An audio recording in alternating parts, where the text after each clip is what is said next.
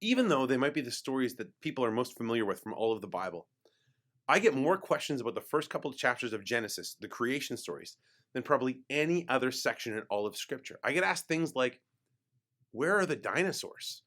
Did God actually do this in 6 days? And there are answers to these questions and the others that might come up as you read these particular chapters. But properly answering them starts by having a better understanding of what it is that you're reading, what it is that God is trying to say to us through these particular stories.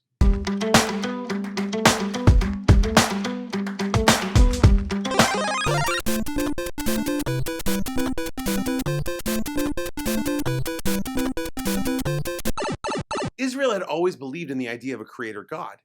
But what brought it to the forefront was the fact that as they lived in Babylon, Babylon had their own creation stories. And they believed that all of creation was the product of the death of a dragon, and humanity was the product of the blood of this dragon. And if you look at old literature, dragons were always the sign of something evil, something insidious, something dark.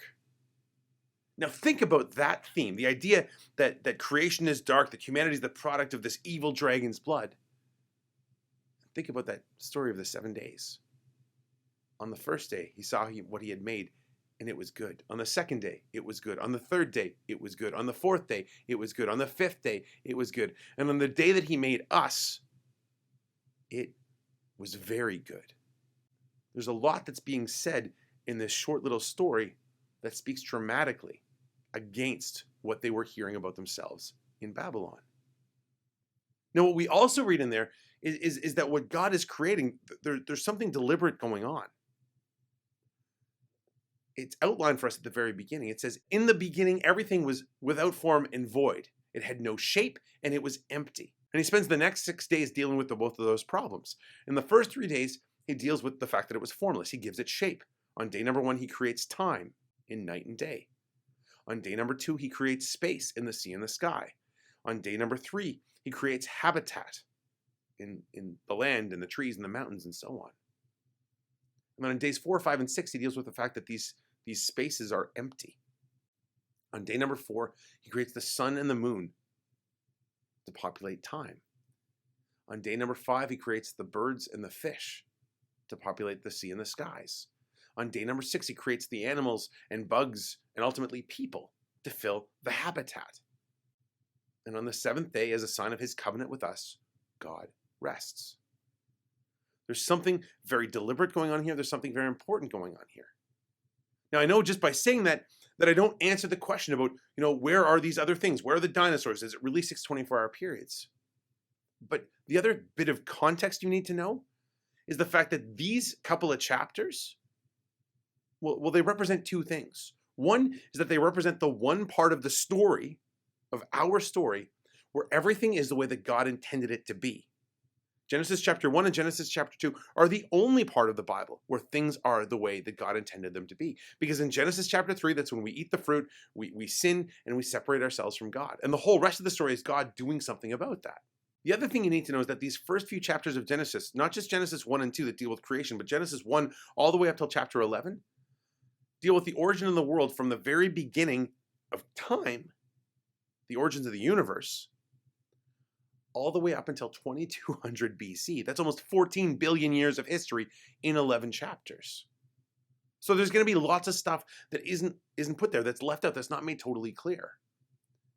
And if you're going to look for these chapters to be some sort of a science textbook, you're going to become sorely disappointed. Pope Benedict XVI said, Scripture would not wish to inform us about how the different species of plant life gradually appeared, or how the sun and the moon and the stars were established. Its purpose would be to say one thing: God created the world. And so when we read this passage, while it's not going to provide a lot of scientific answers to our deepest questions, it does tell us a little bit about ourselves, a little bit about God. We are created in the image and likeness of God. So when we talk about the unique relationship between man and woman, when we talk about what it's like to walk and to talk with God, when we talk about that original sense of innocence that they had in the Garden of Eden, this was God's design for us. And our experiences of sin and of suffering and death, these are a consequence of the fall. These questions are answered in Scripture, where some of the other ones aren't. Now, if explaining all of that to you is not quite enough for a video like this because you want me to actually address the question of dinosaurs in the 6 days, let me say a couple quick things about both of those questions. The first one is this. God didn't dump a lot of information on the authors of the Bible, not only in Genesis, but anywhere else, about things that they couldn't possibly understand. You won't find references to the dinosaurs because that's a fairly recent discovery when it comes to human scientific history. Because what we're left to do is to use our reason, our understanding of the world around us, scientific disciplines to make more sense of it. When we look at the question of God, did God actually do it in 6 days? Well, the story itself presents a problem for that belief. Because if God doesn't create the sun and the moon until day number 4, how on earth do you even measure time into a 24-hour period? Remember, these stories are there to tell us what God made and why God made it, not how God made it. The questions you have when you read the book of Genesis, these are great questions.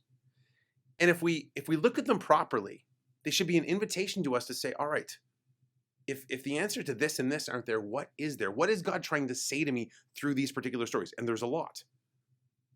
But the other thing to keep in mind is, even if my answers in this video aren't sufficient, because it's a short video, there are other people who have wrestled with these same questions, other people who have looked at these questions themselves and wondered about this and many other things as well.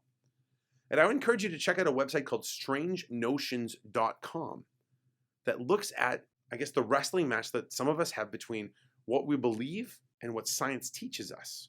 Properly understood, they're not. Faith and reason go hand in hand.